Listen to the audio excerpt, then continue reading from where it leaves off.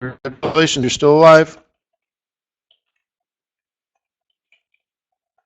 Time to go through the commitment of traders report, go through the calendar, look at event risks for the week, look for potential setups.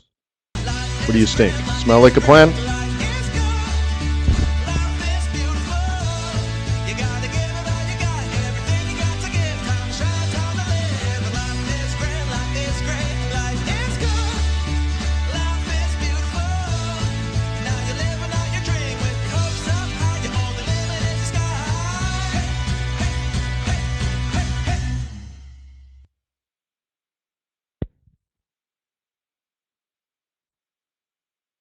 Doesn't sound right. Oh, is that back? Yeah. Wow. Still a little bit of difficulties, I suppose. Yeah, but all right. So I think you heard me say good morning. Then we did the video, so let's just make sure everything's here. Yeah, all right, good. Well, it is a Monday. It is the 14th of November, 2016. This is your daily Forex trading strategy session. Let me remind you that trading is risky, not appropriate for everyone. Your past performance, good or bad, is not necessarily indicative of future results. So please always stay small, stay humble, focus on the long term, and never risk money you cannot afford to lose. My name is Wayne McDonell. I am the Chief FX Market Strategist for TradersWay.com. Do these sessions for you every single morning, 7:30 a.m., Monday through Thursday, here at Forex.Today. And every Friday at FX Street, where I'm also Forex Speaker of 2016. Not much time left to be Forex Speaker of the Year. I'm going to have to cry on New Year's Eve. I'll say, this is the worst New Year's Eve ever. Then I'll get over it really quickly and start buying some Japanese yen. Cool.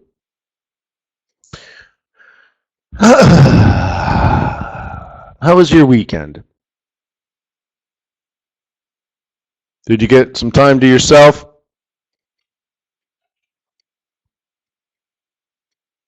An opportunity to relax? Is the weather changing for you?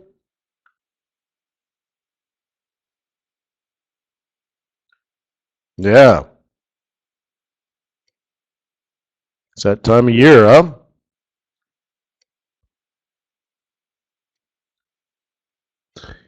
Yeah, for me, this time of year, the leaves and the Japanese yen start to fall. It's a good time of year. I love it.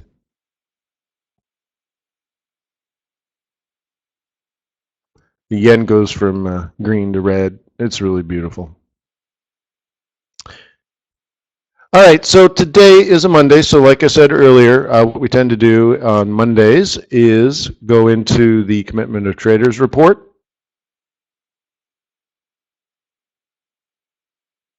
And also through the calendar for the week.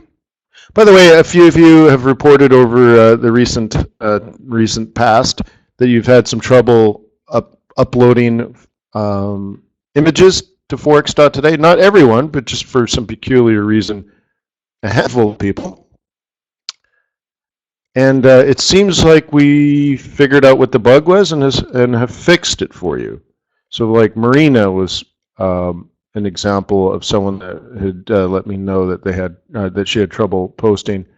And then I noticed over the weekend, wow, it's so many posts ago, but over the weekend, Marina posted probably 3, maybe 4 trade plans for the week. Look at that. It's so long ago now. 2 days ago. So long ago. Oh, there. Look, there we go. Marina. Here's a post from Marina. Here's another post from Marina. So it seems like it's worked. Okay, so it seems like we got that fixed for you. Thank you for your patience. And look at that. Just since between now and over the weekend, there must be about 50 trade plans. That, my friend, is amazing. So thank you guys for making this community awesome. Now the question is, are you going through these other people, these other trade plans that other people have posted, and thought about them and critiqued them, maybe left some feedback. Did you like? Did you leave a comment? That kind of stuff. That's the next step, right? Imagine it's almost like you're a coach, really. You're reviewing someone else's trade and leaving some critical feedback. So, but anyways, awesome.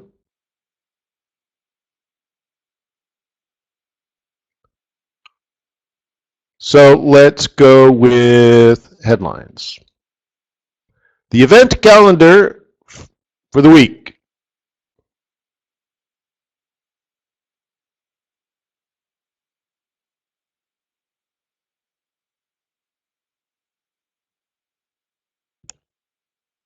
Okay. Sipping some coffee. I clicked on the wrong thingamabobber. Well, at least we can see Ducks and Michael. You are posting in the wrong category.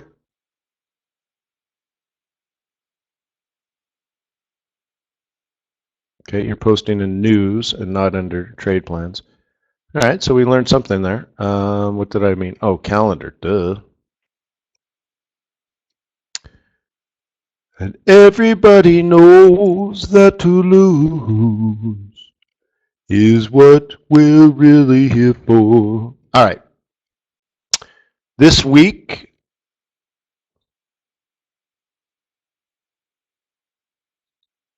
boom, boom, boom, boom, boom, boom, boom.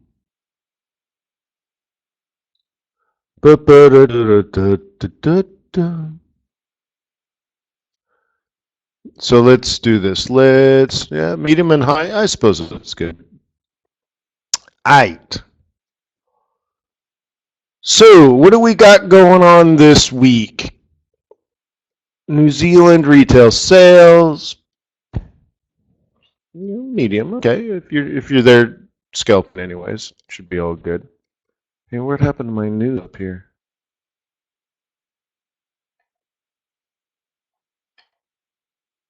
Come on, where's my news? I guess I should say, well, there's a giant news right there. What happened to my CNBC?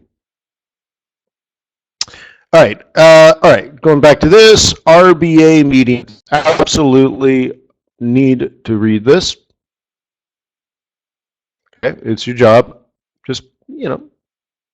Just read it, print it out, highlight a few things. There we go, CNBC. Highlight a few things and then put it in a little folder. Put a little folder. RBA meeting minutes folder. Okay.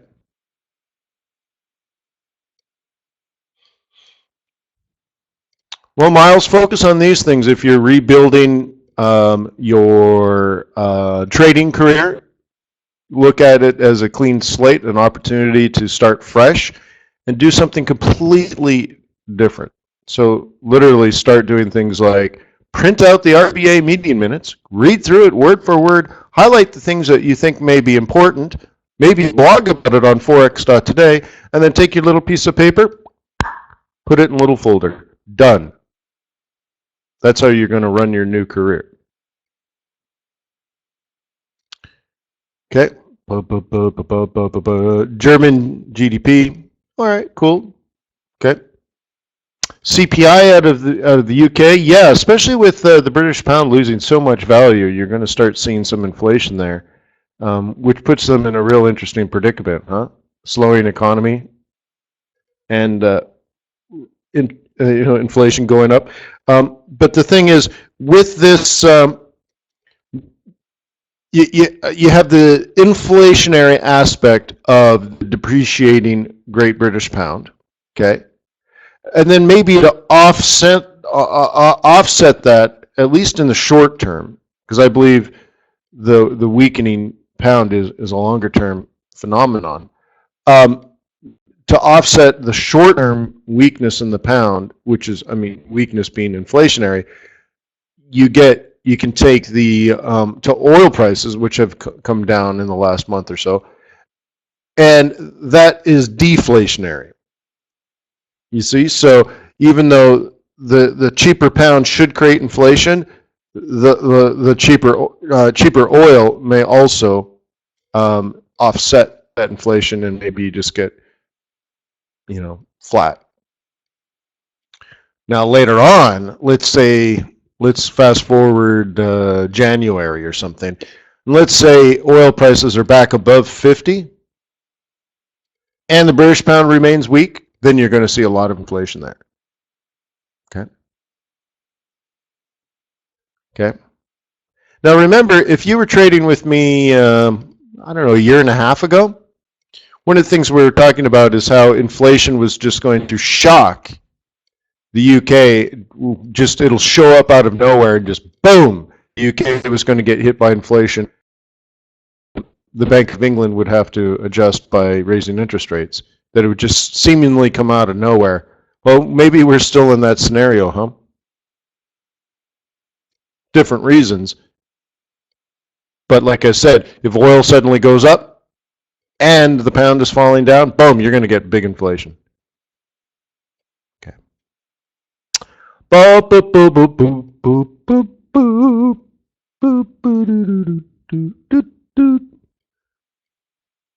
German zoo. Yeah, it's always interesting. I don't know if I don't think it's been good trading.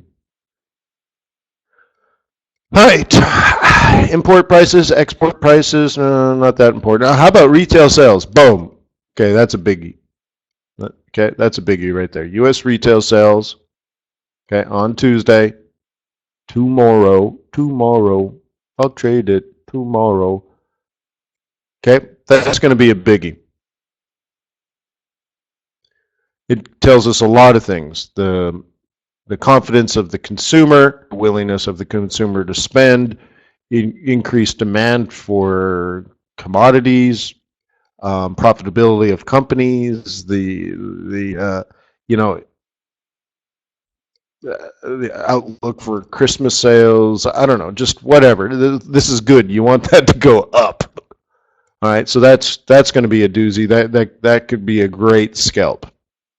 Okay, probably much more. So look at this. Put it this way: you have U.S. retail sales and you have UK CPI. Both are marked here, or European GDP. They're all marked as high, being very important, right? I think this is going to be offset, like I said, by falling oil prices. I don't think anybody cares about European GDP.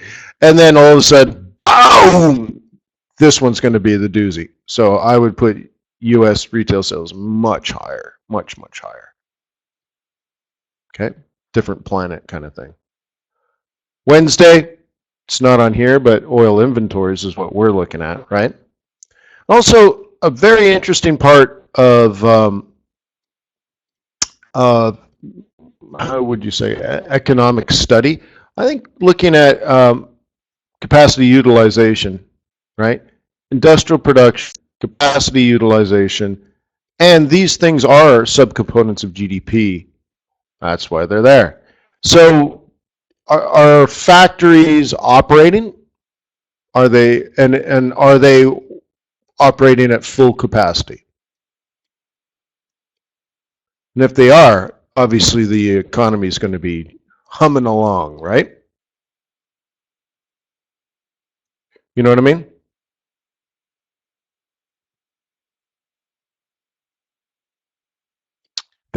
So that'll be a good one just for economic study.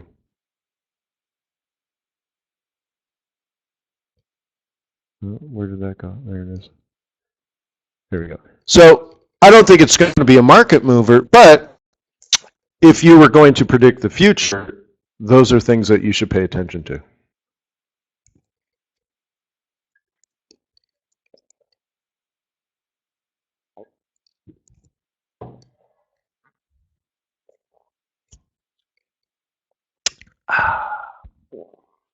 All right, so Thursday,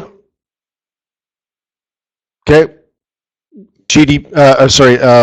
British retail sales, not nearly as important as the US. European CPI, they're not going to have any.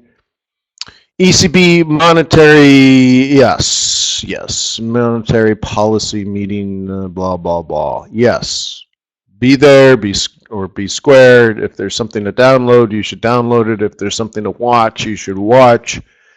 If they release a statement, you should read it. Okay? Just whatever it is, just you need to be on it.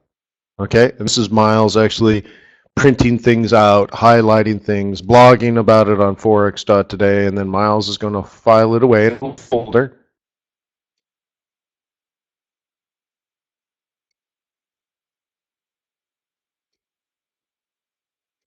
You know?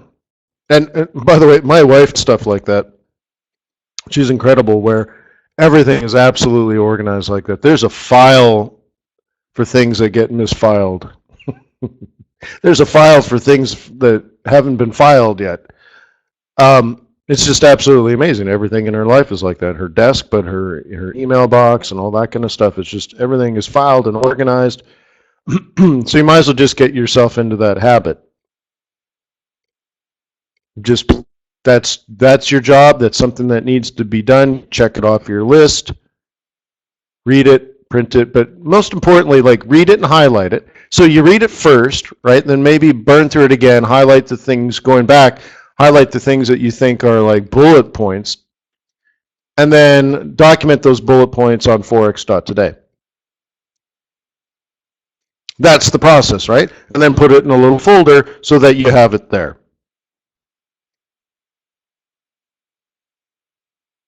You know, and Miles, one day maybe that'll be super important to you where you're meeting with a potential investor into your fund, and you're like, wow, so you're bearish on the euro. Why are you bearish? And you're like, well, let me get you my folder. And you're like, boom. Well, here's the last meeting minutes for here are the meeting minutes for the last 3 years coming out of the European Central Bank, right? And I'm following a trend within there, and the monetary policies that they have been acting and are likely to continue to enact by their own words, the euro should weaken because of those policies. It's not even my opinion. It's the opinion of the ECB.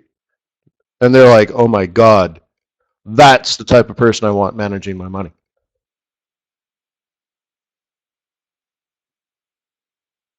Yeah, well, and Miles says that would impress the client, right?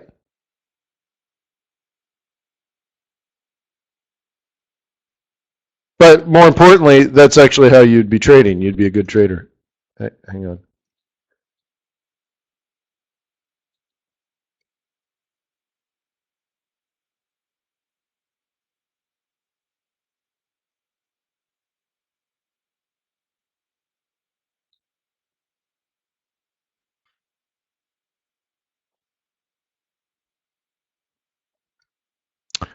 Okay.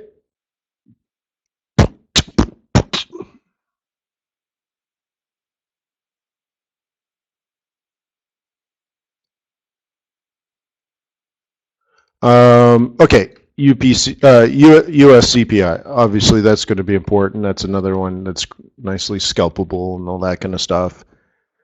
Right now, dollar's strong, and it should be strong. And if you recall, we talked about it always.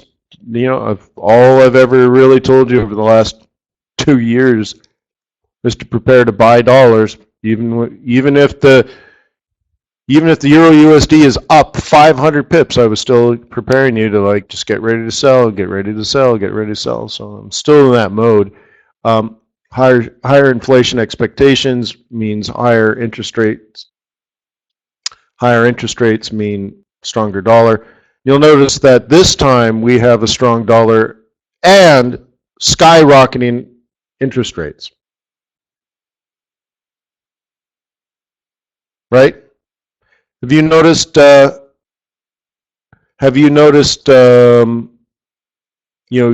on the 10-year T-note?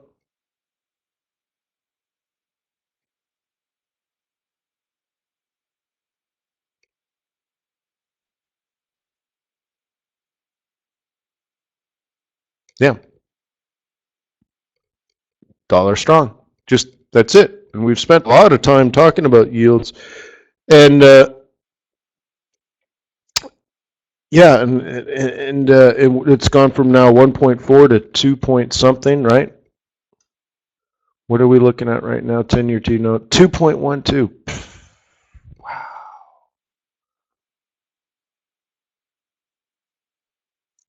Wow. Do you know how much money has come out of the bond market in the last week of trading? Just last week? 1.2, was it? 1.2 trillion? That's a lot of money. Yeah, you're only off by 200 billion, right, Ryan? I was going to say 1.3, but I'm going to be conservative. Yeah, but you know what they say, right, Ryan? 100 billion here, 100 billion there. Pretty soon it adds up to real money.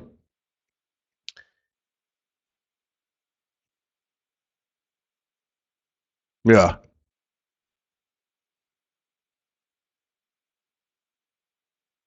Yeah, it's just simply the off-balance sheet compensation for the Minister of Finance, right? I can imagine in the person in South Africa in charge of like public libraries. You're like, really? Your driveway is a kilometer long, and you have giant 3 meter tall gates. You're like, oh my God, are you driving Ferraris? And is that a Bentley? Come on in, my friend. You're like, oh my God, you run those public libraries? Oh yeah, it's a very good business. I am just a servant to the people. Mm-hmm. Mm-hmm. We don't need. How about this? Did the federal government? If you just look at the executive branch of the federal government in the United States, it has more employees now than Home Depot, Target, Kmart, and Walmart combined. And I'm just like, whoa, what? Why do you have so many? That's just the executive branch. I'm like, holy smokes, why do we need 4.25 million employees to do that? That sounds like a lot, right? Like, oh, what? Holy smokes. I mean, maybe you're not a fan of the idea of having a small government. Let's just say you're not like a libertarian. That's fine. That's fine. But dude, just that one branch for over 4 million people, like really? There must be some inefficiencies in there, right?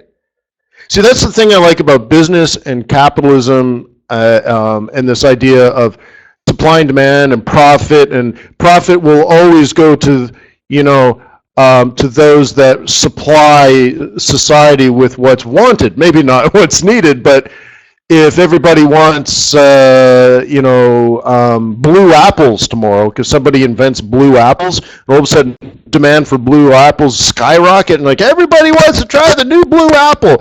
Boom!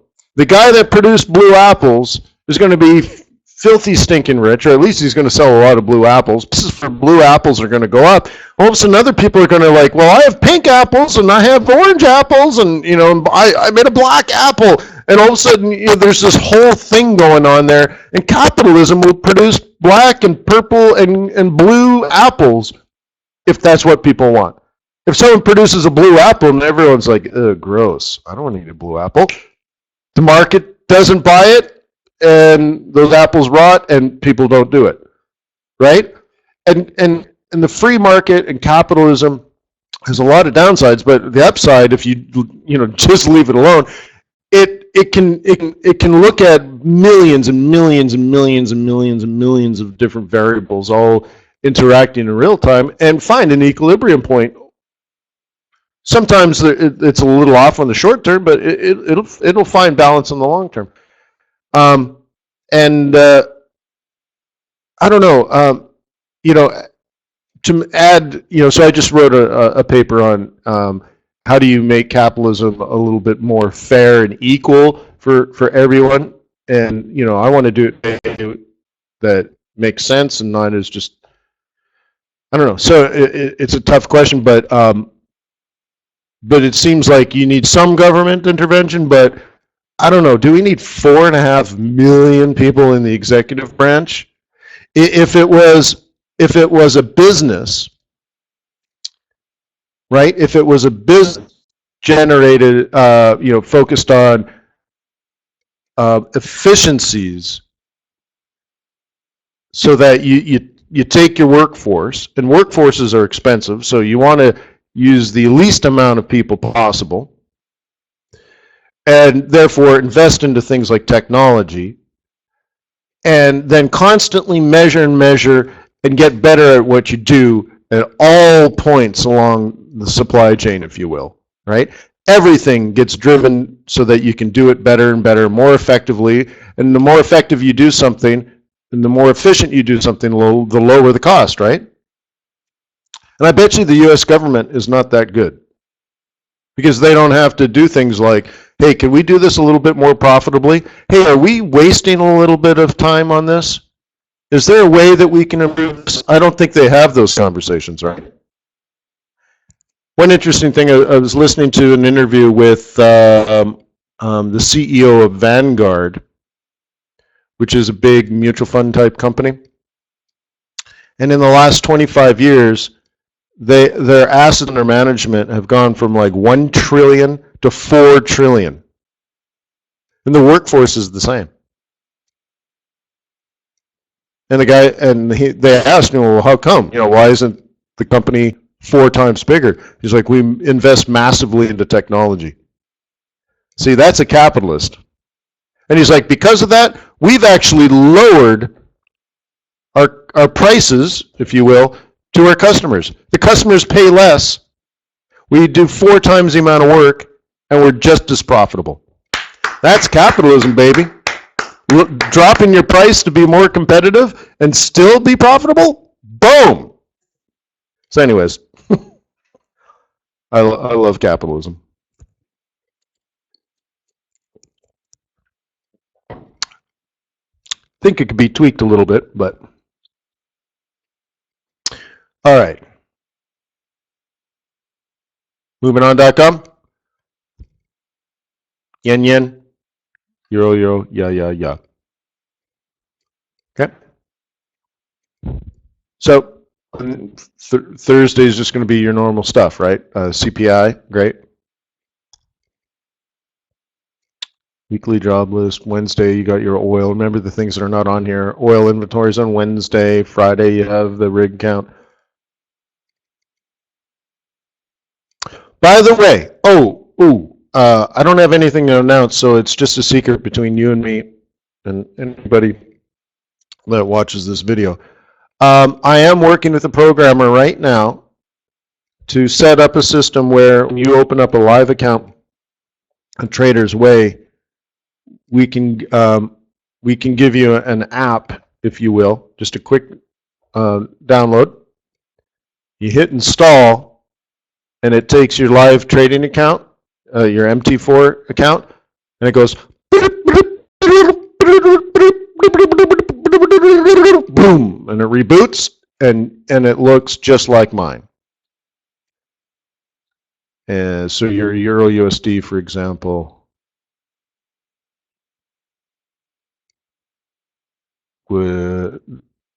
so it would add all these profiles, it would add all the charts, it would add all the indicators, and oh, look at that! Come on, Baba. Look, I hit it twice already. Didn't hit the spread. Anyway, so I'm cleaning up my setup a little bit. So all your profiles, all of them would be made for you, and it would look like this. Everything. So you'd have a little news window. If there was news coming up, it would tell you. You got your 4 time frames. You got the weekly pivots here, monthly pivots here. You have the scalp mode here, and then you see I added this. This is when news, right? right? This is the news. Eurozone industrial production, right? So I put that on there.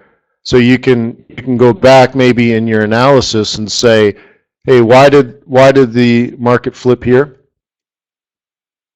Okay. So it documents now the news on your 5-minute chart. And of course, if you missed something, well, here's news coming up. If you missed something, you're like, what just happened? And it'll go, boop. Oh, you missed it. US CPI. And you're like, oh my God, I wasn't even watching the clock. So isn't that nice? High five? High five? TradersWay doesn't even know it yet, but this is what I spend my time doing. So I'm going to tell them maybe tomorrow. Hey, guess what I did? Guess what I did? I'm a good boy. Don't you love me?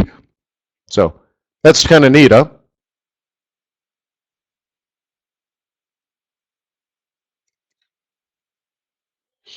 Wi-Fi high five. Thank you, Bongs. So.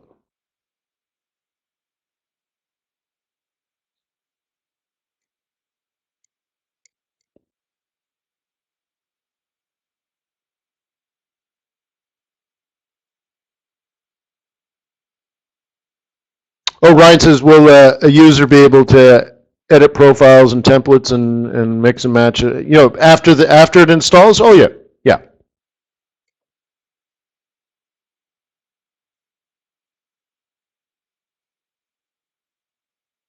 Yeah. But what it will do is it'll just take someone's blank MT4. I don't think I have any of those old original profiles. Oh yeah. Let's see this one. So yeah, you download and install MT4 and it looks like that, right? You're like, what is that? Oh, that's a trading platform. What? That doesn't look like a trading platform, right? I don't even have that button that cascades it. Let's do it this way.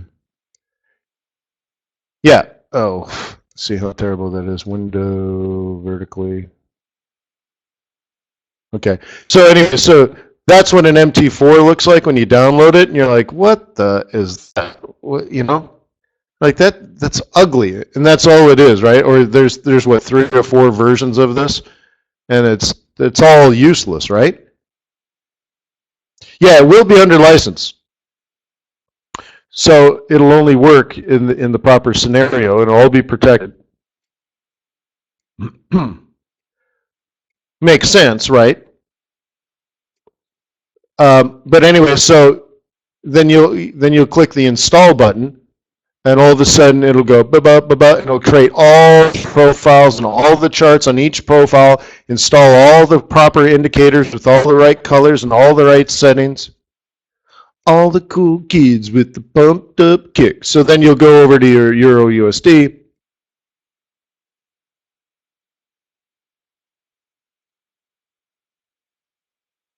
And all of a sudden it'll look like that. Yep. And they'll all look like that. Oh, yeah, no, you're awesome. No, you're awesome.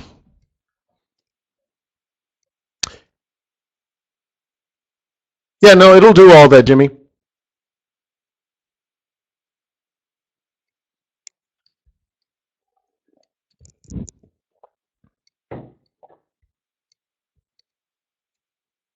Not for those things. Pippin says, can you get into the source code for all that? You can do whatever you normally can with MT4, except for the things that I have installed. You won't be able to edit them because it's protected. So you're like, well, wait, but what if I want to edit moving averages? And you've locked my moving averages. Is that what you're thinking? Or what if I protect the stochastics? And you're like, but Wayne, that's open source, and now I can't use stochastics in a new way because you locked me out. Is that sort of where you're going? Yeah, no, that'll be fine, Anthony. If you're a valued customer now, we love you, and I would never do anything to hurt you. So anyways, going to Pippin's concern, so what I'm having the programmer do is take like a standard indicator, like an exponential moving average, and in the back end rename, make a copy and then rename it like exponential moving average 2, or like Wayne's exponential moving average or something, right?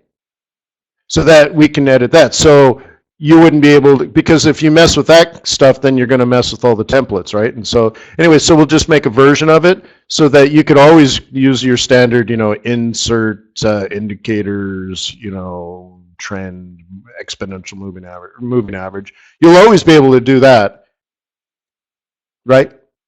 Yeah, so it's not going to mess with it. Yeah, so if you have your own pivot point version, that's fine. Okay.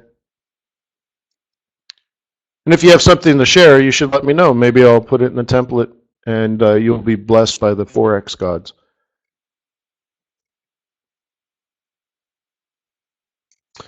All right, so that's that. That's just something I've been working on, over the weekend, as well as writing my paper. Yay!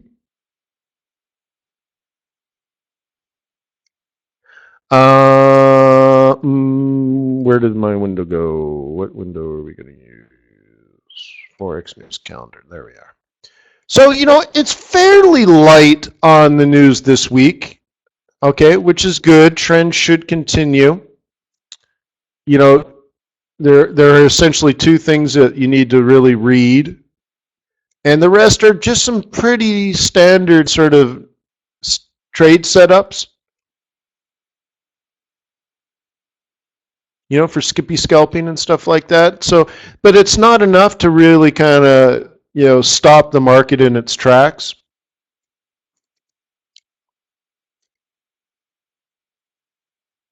Okay. Yes, Richard, that stuff will only work as a live account. Because the whole idea is, I'm investing my time into you with the hopes that you open up a live trading account.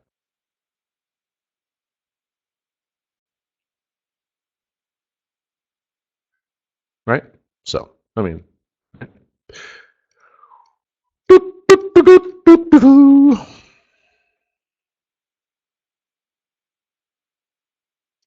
Yeah, but you could still open a live account.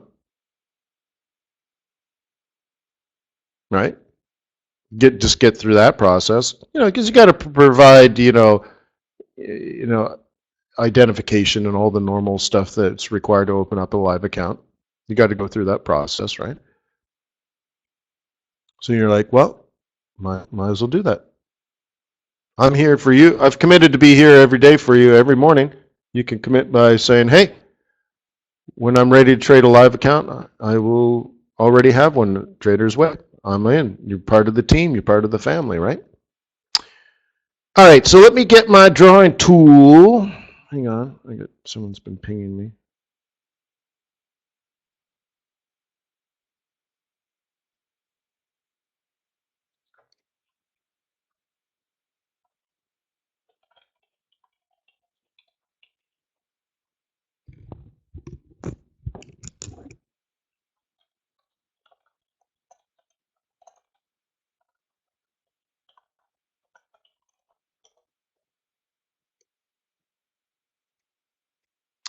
All right. Oh yeah, my drawing tool. Hang on.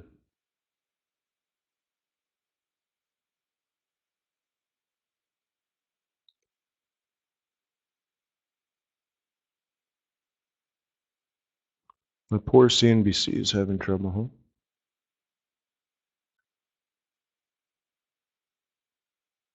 huh? Come on, CNBC.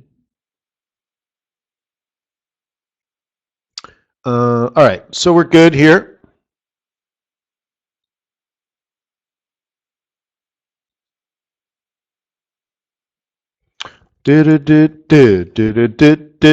So, commitment of traders report. Specifically, let's just make sure we're all on the same page, even though we do this every week. Commitment of traders report. This is not hedging, speculative positions that are actually in the market. Real money, not phony baloney, not opinion. It's not about feelings. How does the market feel about the euro? Right? No. This is money being risked for the potential of profit. Speculative. Okay? Does anybody else have a quick question of what it is, what it ain't? If not, I'll just move on, but this would be the appropriate time to say, yeah, actually, I'd like to know a little bit more. I'll take a sip of coffee.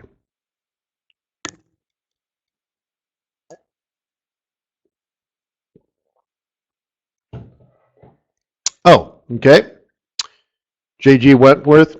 All right. All right, so if you're a large institutional investor, and I forget what large means, but if your trade is over, I don't know, 10 million or 100 million, I don't know, whatever it is, you are required to report to the government. Okay?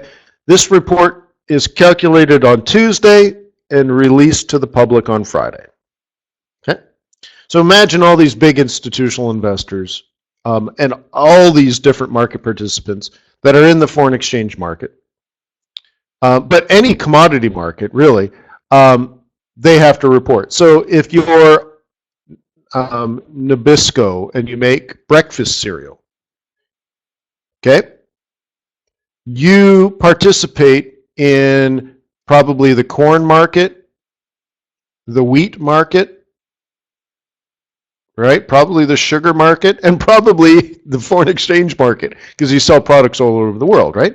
But do you understand how if you produce breakfast cereal, that you're going to be exposed to the risk of prices changing over a period of time? And if you're a breakfast cereal producer, you're going to need to buy wheat at whatever the cost is, and corn, whatever the cost is, sugar, whatever the cost is, because you're in the business of making breakfast cereal, and those are your inputs, you have to buy them. Right? Right? You're not a price maker, you're a price taker. So, you like to buy a lot when prices fall. Now, you and I are different, right? As speculators, when prices fall, we're selling, aren't we? Sell, sell, sell, sell! No. Well, if you're a breakfast cereal manufacturer and corn prices are falling, and you're going to need corn tomorrow and next month and even next year, you're going to buy, and prices are falling and you're buying as much as you can. So it's a different mentality. So what are you worried about? You're worried about prices going up because you're like, oh my God, prices are going to go up, my costs are going to go up, my profits are going to go down, and eventually I'm going to have to raise prices. But, you're not allowed to raise prices, right? You are not allowed to raise prices. So what you do is make smaller boxes, right? You do whatever you can, right? The box size stays the same, but the bag inside gets smaller. But you don't raise prices, right? So anyways, if prices go up, you want a hedge that says, buy the futures market, so that if prices are rising and you buy here and prices go up here, you make money, right? But you're paying the higher price in the cash market, so the money you make in the futures market is supposed to offset the cash, right? So you have the cash and the futures. So you have to pay more in the cash, which means you're going to lose, but you may profit in the futures market, which means the money you made here offsets the losses you've had here in the cash. Okay? Great. So that's how you figure out who the hedgers are. But there's an even better way. There's a better way. Oh, there's a better way. Much more efficient. Because there are people that might just be buying the futures just simply to make money, not to hedge. So how do you tell the difference? How do you tell if someone bought to hedge like Nabisco, this is a hedger, and someone else bought because they're some sort of commodities futures trading pit? So we'll say speculator. How do you tell the intention of the buyer? It's an interesting thought, huh? How do you do it? Their trading license? Maybe, yeah, sort of, yeah. Volume? No. This guy could buy $1 billion and this guy could buy $1 billion. That doesn't tell you much.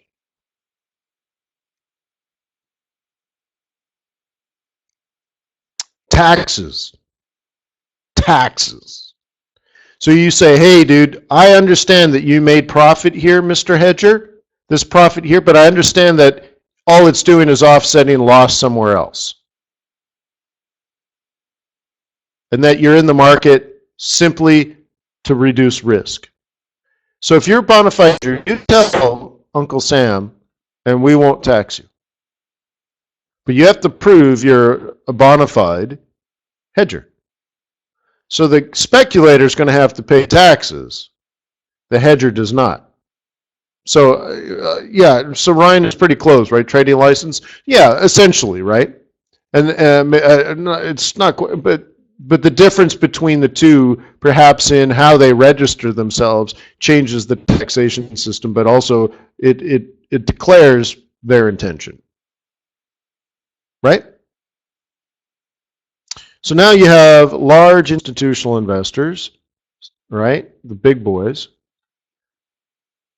And you have hedgers and you have speculators. Who are we missing?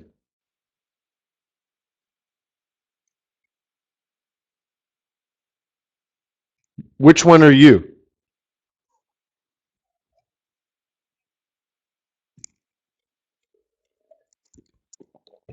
Yeah, the small guys, right? So how do you, right? So how do you, well, no, that's different. That's a different market. But so how do you figure out,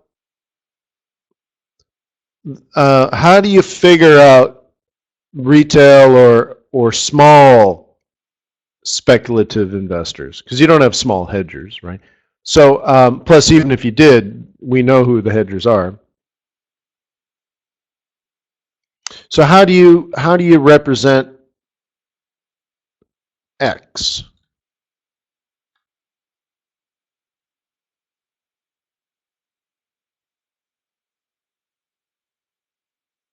And you're X, by the way. You're not a hedger, and you're not a large institutional speculator, right?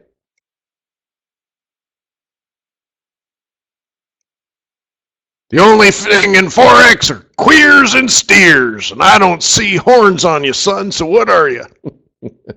What are you, right? Total volume. Total volume. Beep.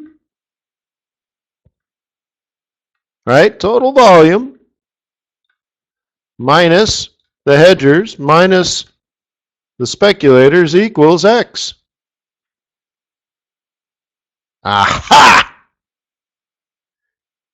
So anyway, so you can all kinds of things. So what we're looking at are really, we're looking at this in this report. Large institutional investors, they're participating in the foreign exchange futures market that are in it to win it. Okay? So no, your mini lot is not reflected in this report.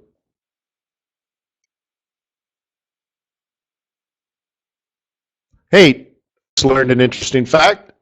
Russian foreign exchange reserves are composed of 29% of US dollars. Almost 1/3 of all Russian Foreign exchange reserves is US dollar. Interesting. All right, cool. Anyway, so there we are. Commitment of traders report.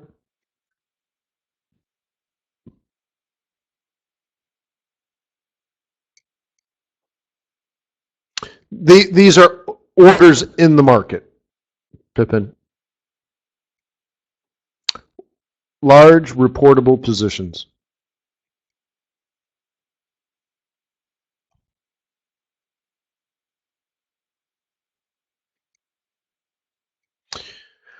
Okay, so light blue line, those that are short.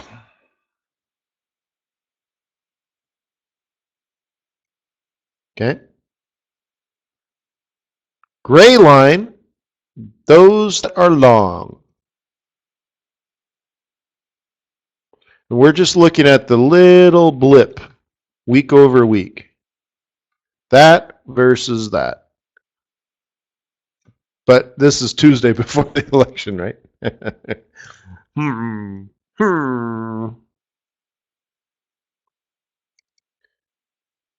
You guys play Minecraft?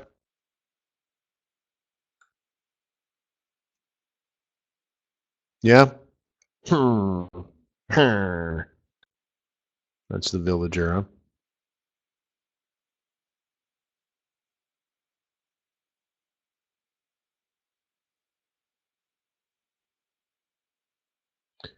Well, there's guys on YouTube, Ryan, that make $10,000 a day playing video games for rich kids in my neighborhood to watch.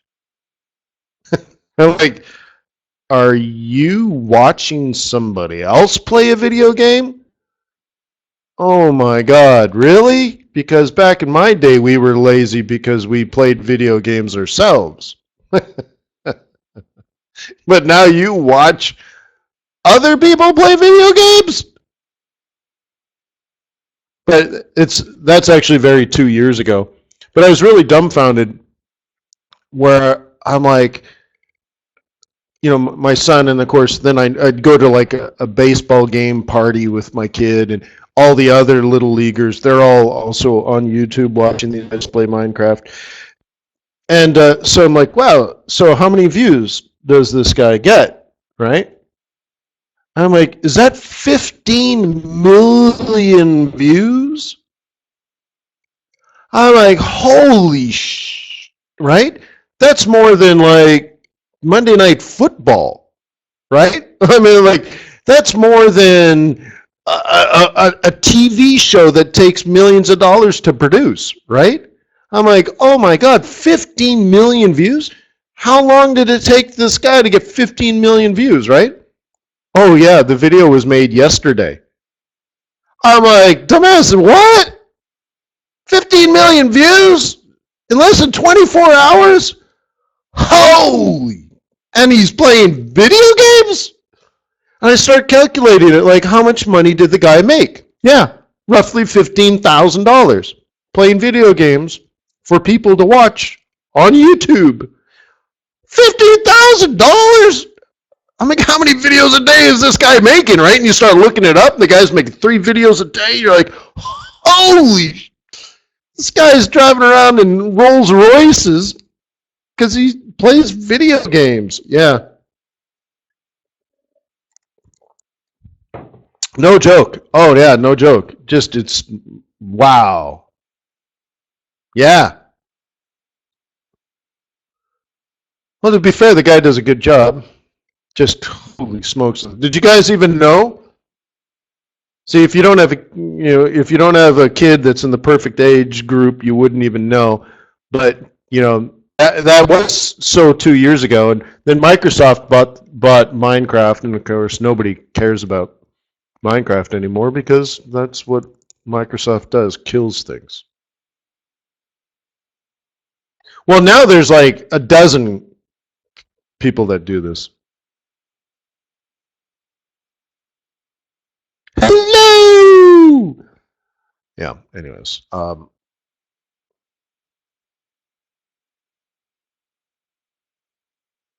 You read it in the news and checked him out? Yeah. The big guy's name is Stampy. Hello. So anyways. All right, so we're on the pig. So I'm not going to spend much time, right? Because this is all pre-election. So let's just see, since we all know CAD's fallen off the face of the earth. Hello, my name is Simon. Yeah, so anyways, this is interesting, right? Shorts, longs, a little off for the CAD, but you know, again, it's all falling off the face of the earth. Oh, look at the CAD gain strength. If you remember, I was in a pretty lame setup on Friday on CAD, long CAD, lost money. Now I'm looking at it, I'm like, oh, what? Now it's strong because I'm not in the market anymore. Yeah, well, happens to everybody. Baltic Dry Index up another 2%, if you may recall. Or I guess I talked about it at FX Street, so I don't know if you're at the premium event on Friday or not. But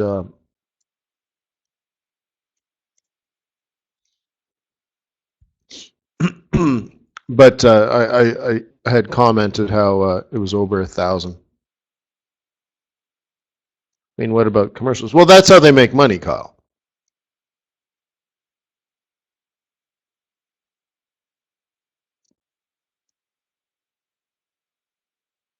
Oh, commercials. I thought you were talking about YouTube. Well, that's what I talked about. So if you're a bona fide hedger,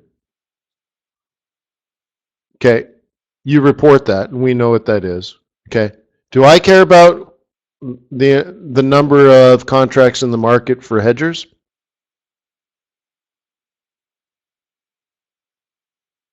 No. So that's why we don't look at this. So we filter out everything that needs to be filtered out. This is large institutional speculators.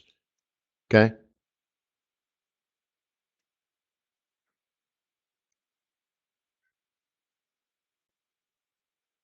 Okay. That's all I care about.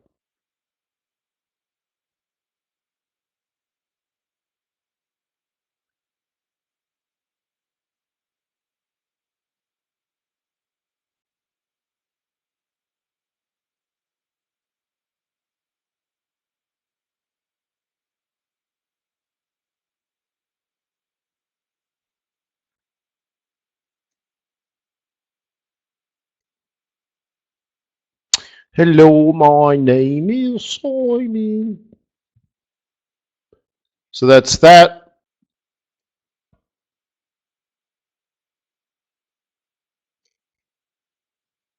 A little bit of weakness in the USD at the moment. That may help oil a little bit, huh?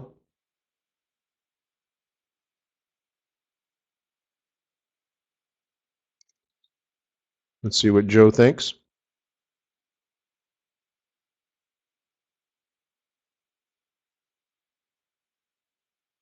Brent, huh?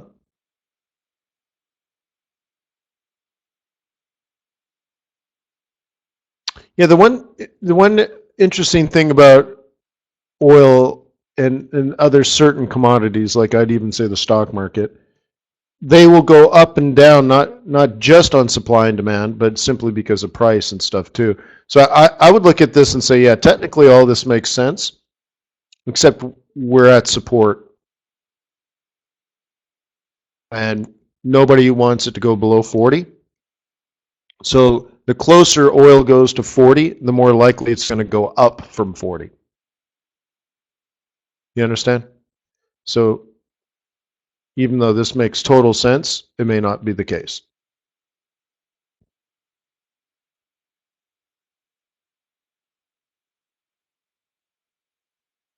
I'd have to log in to leave a comment on.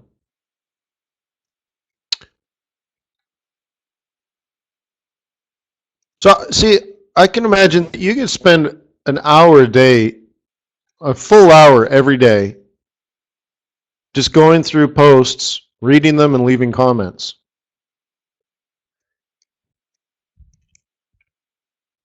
USD yen continues to trade bullish on Monday, affirming its continuing its fifth day of bullish impulse. Friday, the pair traded in tight range. You kept, technical levels, recommendations, sell below 108.25, take profit at 107.45. So we haven't quite got there yet. We're pretty close. Up into here and then down. Yeah, I could see that. Okay.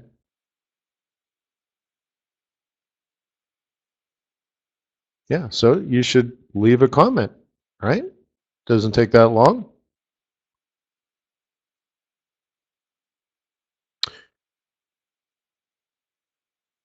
Okay. If you see a head and shoulders forming in there, you should maybe mention it.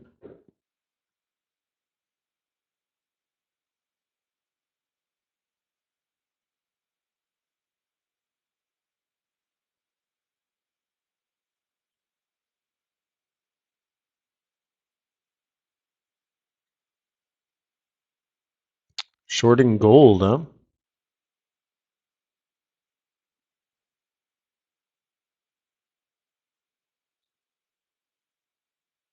It's Monday, U.S. holiday. It's a U.S. holiday today?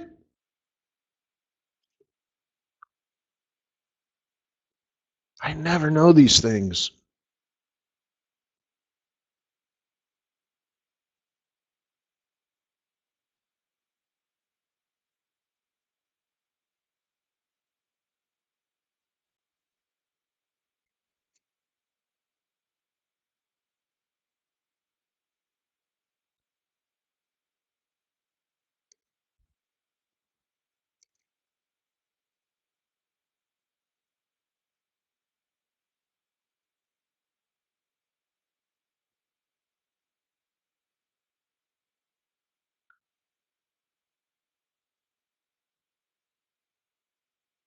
Yeah, I know. Yeah, I know, Friday, but he says here it's Monday. It's Monday again. U.S. holiday, and it's going to be a slow day. So, anyways, I'm an entrepreneur. I never take holidays.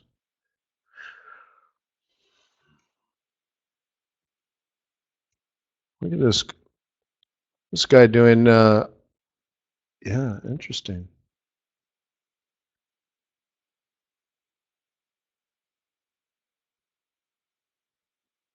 So, BATS is an exchange that high frequency traders started with, and they use BATS so that they could see trades going between markets a millisecond before it hit the market. So they used to do things like watch large orders come into BATS, that particular exchange, knowing that a large order wouldn't be able to be completely filled by BATS, so then it would have to then route the rest of the order to another exchange. You understand? So it'd have to go to like Chicago or something. And they would see it here and they would buy it in Chicago and then sell it to this guy to fulfill his original block order. And they would all do it in a millisecond, a hundredth of a millisecond. So they're like, oh, this guy, someone through BATS is trying to buy this particular stock. They're not going to get the total order completely filled. So we'll buy it in Chicago and then sell it as this order goes to Chicago. We'll already be in it and then we'll sell it to them in less than a blink of an eye.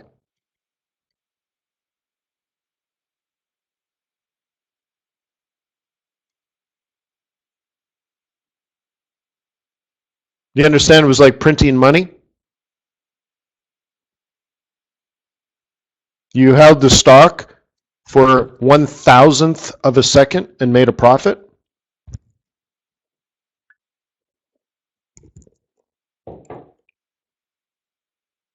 There were firms that went like 5 years, made thousands of trades, and never lost money. How'd you like to be in that business?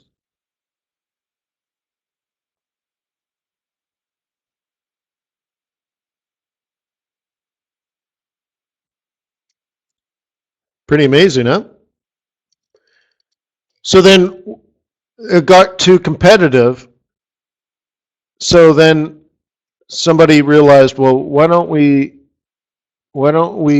start our own stock exchange in Chicago? And so they did this, and they realized that big firms in New York City that are moving these big orders, these big trades, that they programmed their servers intelligently, obviously, to say, all right, here's a big block order, 10,000 shares of this company. It's got to go through multiple exchanges to be able to fulfill that order. And we're a for-profit business. So when you decide where the order should go, look at the costs associated with the transaction with each exchange, and then fill the order with the cheapest transaction first, and then whatever they can't fill, take the rest and fulfill that with the second cheapest, and then take the next one and fulfill that on the third cheapest, so that you can get the block filled, the order filled, at the cheapest cost. It makes sense, right? But it doesn't say look at how much they can fill. So these guys start an exchange in Chicago, and they say, not only are our costs the lowest, in fact, we will pay you. We will pay you. It won't cost you, let's say a 3 pip spread. We'll pay you a pip. What if your broker paid you pips to trade? Every time you pull the trigger, I'll give you a pip. Like there's no cost. You actually make money on the transaction. Seems hard to believe, right? Like how could a broker possibly make money if they're paying their clients and they're not earning an income? So why would they do this, guys?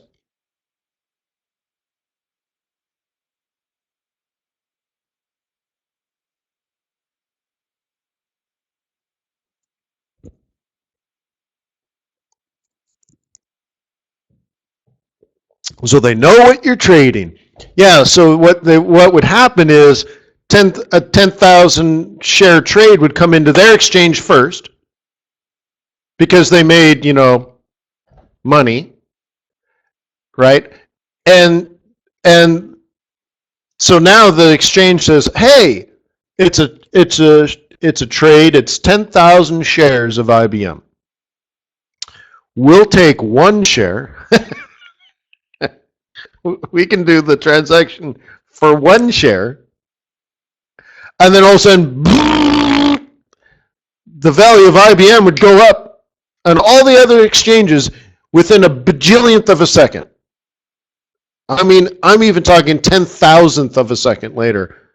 Your eyes can't even perceive it. And all of a sudden, boom, IBM would jump. Because somebody just bought 10,000 or 9,999 shares and then sold it to that guy. Whatever trading house wanted to the 10,000 shares, all of a sudden, right after they said, as soon as they clicked the buy order, the price would spike and then their order would get filled. Oh! And the funny story is this guy, he's a trader. He was at one of the Canadian banks, and he's in New York City. And he's like, it's weird. He's like, he would spend all day studying a stock, and he noticed every time he'd click the button on his computer to say buy, all of a sudden the market would go all crazy. And he's like, that's weird, because nothing was happening. And it seemed like, it almost was like the market reacted to me, right? So anyways, so he studies another stock the next day. Market's quiet, nothing's happening. And he's like, okay, buy. Boom! And all of a sudden the market goes crazy and settles down and he gets slipped. And he's like, what the hell is this? So he calls tech support. And he's like, there's something wrong with my computer. Like it's telling me nothing's happening, and then I click the buy button, and all of a sudden the market goes crazy, and I get slipped. And the guy, so tech support shows up. They're like, no, everything's good, man. Everything's good. And he's like, okay, well, I'll test it. So all of a sudden there's like a group of tech support people around him. And they're like, nothing's happening, right? Nothing's happening. Nothing's happening. Nothing happening. There's low volume, low volatility on this stock. And he's like, okay, watch this. Ready? 3, 2, 1, click, boom, and the market goes crazy. And he's like, fuck! There's no way that I'm doing this, right?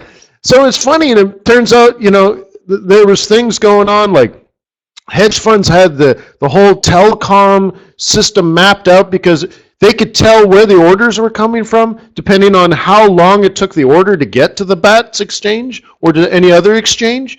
And apparently, if you're in a building in New York City and across the street there's another building, one building might have to go 27 miles all the way around. They have to go to New Jersey and all this kind of stuff, and before it got to the BATS, and the other one might only be 12 miles. So even though the two buildings were next to each other, depending on, because New York City was wired for technology, in a chaotic way, one building would have to go twice as far than the first building, and you could actually map how long it took the electrons of the order to go from one building to another, and you could say, oh, that's a Goldman Sachs order versus a Morgan Stanley order, just because they could map out how long it took the orders to go from the trade to the exchange.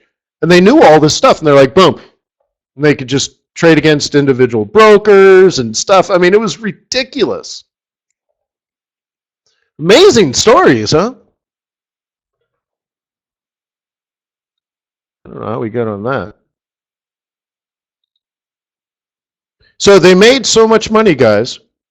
They made so much money that the next stage, when that got too competitive, some guy built a fiber optic cable from that exchange in Chicago, and he built it to New York City.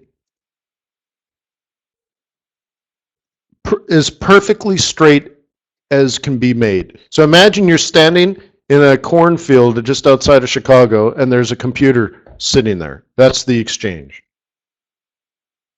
right? Just some sort of ISP. And a computer sitting there, that's the exchange. And it's just in the outskirts of Chicago, just in a field. And you're standing there, and you can point. All right, so let me point this way. New York City. And they cut a line, a hole in the ground, straight to New York City, straight to Wall Street. And railroads, if you look at a map, railroads couldn't ever do this. If you look at a map of the railroads, they go kind of straight for a while, but then they have to go up and around and stuff, and it's because there's mountains in the way, there's rivers in the way. But think of every state, every county, every town, every farmer along the way had to be bought out. And they built it. They dug straight through mountains, over rivers, through towns, like literally dig up parking lots and digging as straight as possible. Because if you make a slight turn, right? If you just make a slight turn left or right to go over this and that, every time you make a turn, it slows down the electrons. Yes. So, the guy builds it. And he sits down with the likes of Goldman Sachs, and he's like, this fiber optic cable is the fastest in the world, and if you're making money front running, you're going to have to pay us because you can front run everybody else. There are 30 openings to be on this, right? There's 30 lines, let's say. Just imagine a fiber optic cable with 30 pieces of glass straw going through it. That's each the line, right? He's like, there's 30. It's going to be $10 million in cash now. And after that, it's $300,000 a month for 10 years minimum. And when we walk out this door, the offer's off the table. Goldman Sachs leans forward and he says, we'll take 3. One for us, two to screw two of our competitors. Done. And the guy's like, thank you very much. Packs up his bag, goes across the street, sits down with JP Morgan. We have 27 lines. That's it. There's $10 million each right now, $300,000 a month, 10-year contract. Amazing, right? Like, oh! Isn't it amazing? The audacity, it's like, wow, how much money were these guys making? And I said, what did I say, 300,000 a month? I think it was like 3 million a month. I'm so stupid, 300,000. It was like 3 million a month for 10 years. Think of it, add that up. How much money are they committing to? I mean, it's what? So yeah, pretty interesting stories, I think. They were cutting a hole through a limestone mountain in like Kentucky or something, or Pennsylvania. And you can't, the railroads never did it because it's limestone, it's too dense. You can't do it. You just, it just doesn't, it's not the type of stone you can do it, right? And the guy did it anyways. He bought the best boring technology they had, and they just melted it just over and over. It cost them like $1 million an inch, and they cut through a mountain so that this line would be straight. No joke, right? Or is this from 50 years of trader? No, that's the other thing, Daniel. They did this in about 2.5 years. And imagine, like, to keep the signal strong from Chicago to New York, every, like, I don't know, 3 miles they had to put in a station to amplify the connection, and each one of those cost like $1 million, and had to sit on some farmer's field somewhere and paying that guy rent. I mean, it's just ridiculous amount of money. It's just, and that's that. It's just like, wow. Yeah. It's, I mean, it's just absolutely hard to believe, right? I mean, I think this was happening in like 2004. I mean, yeah, I mean, I don't know. I was there when it happened. Like, what? And I was like scalping off the 15-minute 21 EMA. Right? Like, what were these other guys doing?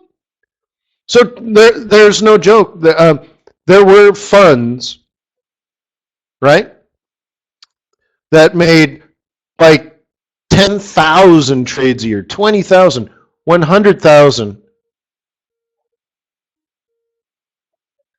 trades per year and never lost once. So anyways, hey, I've overspoken. Let me shut this down, and we'll meet tomorrow and do some more technical analysis. We'll do all that kind of stuff. Sorry for babbling on, but you know, it is what it is. Peace on earth. May the pips be with you. May your profits be above average. And I hope you love being a trader. As you can tell, I'm still fascinated by the whole thing. You know, and I've only been sitting in this chair staring at charts for, what, 13 years? Yep. Take care, guys. Peace out.